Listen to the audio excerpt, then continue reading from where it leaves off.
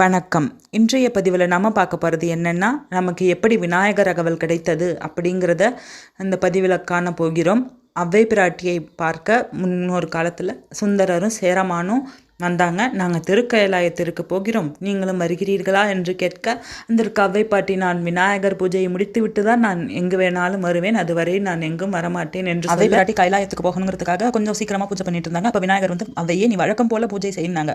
அதனால அவ்வை பாட்டியும் வழக்கம் போல விநாயகரை துதித்து கொண்டிருந்தார்கள். சீத கலப செந்தாமரை பூம்பாதஞ்சலம்பு பலைசை பாடன்னு தொடங்கி 72 வரிகளை உடைய விநாயகர் அகவலை பாடினாங்க. சுந்தரர் தன்னுடைய வெள்ளை யானை மீது ஏறியும் சேரமான் தன்னுடைய பறக்கும் குதிரை மேலேறியும் திருக்கயிலாயத்திற்கு புறப்பட்டார்கள். அவ்வை பிராட்டியினுடைய ஆழமான பக்திக்கும் அவ்வை தன் மேல வச்சிருக்கக்கூடிய விடாபிடியான நம்பிக்கையினால தன்னுடைய தும்பிக்கையை கொண்டு அவ்வை பிராட்டியை கைலை மலையில கொண்டு சேர்த்தார் நம்முடைய விநாயக பெருமான். யாருக்கும் முன்னாடி கொண்டு சேர்த்தார் தெரியுமா? அந்த சுந்தரருக்கும் சேரமானுக்கும் முன்னாடியே கொண்டு சேர்த்தார். சுந்தரர் வச்சிருக்கிறதோ வெள்ளை யானை, அதுவும் பறக்கக்கூடிய யானை. அதே மாரி தான் சேரமான் வச்சிருக்கிறதும் பறக்கும் குதிரை.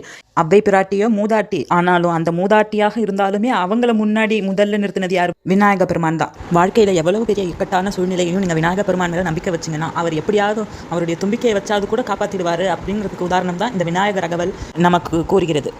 விநாயகர் அகவல் சொல்லி விநாயகரை வழிபடுங்க, வினைகள் எல்லாம் தீர்ந்துவிடும். நன்றி. ஸ்ரீ மாத்ரே நமக.